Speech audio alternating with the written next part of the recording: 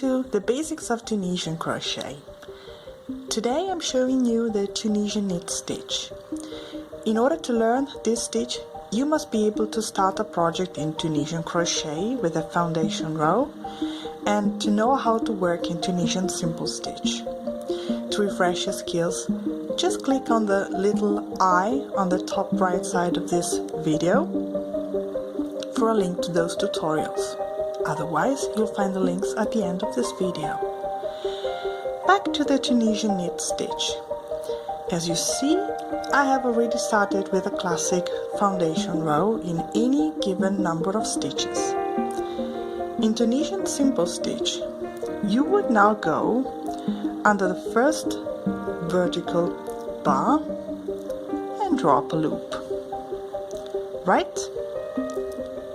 In Tunisian Knit Stitch, what you do is inserting your hook between the first vertical bar and the bar that's right behind it. So you actually go with your hook between the front and back bar of each stitch. So look at the stitch.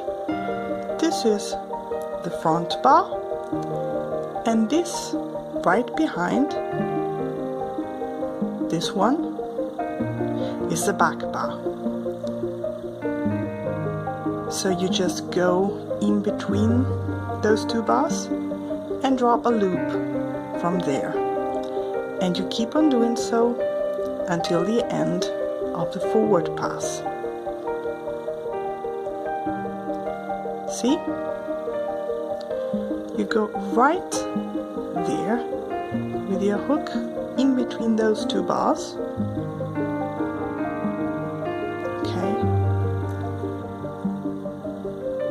And you finish with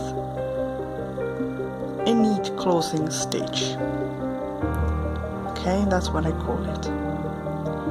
Now many describe the neat closing stitch as a neat stitch, but this is not quite correct in my opinion, because you don't go with your hook through front and back bar of that last stitch as you do in Tunisian Knit Stitch, but you go under both bars together and you draw up a loop from there. Then you proceed with a standard reverse pass.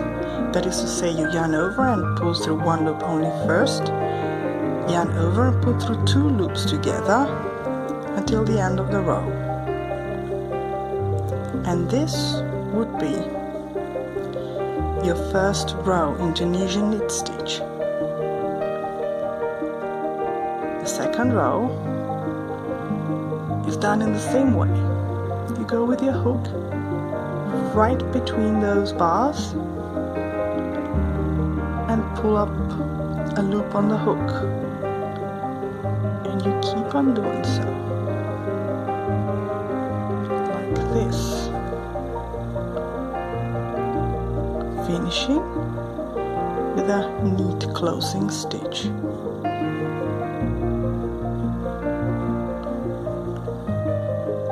And a classic return pass or reverse pass.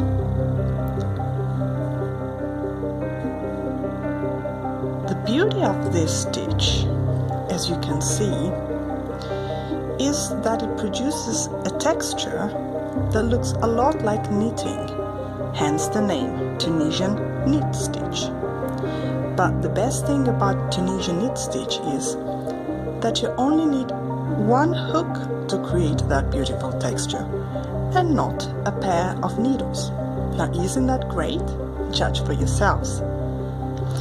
Thank you for watching, and see you next time with further tutorials on Tunisian crochet. Bye!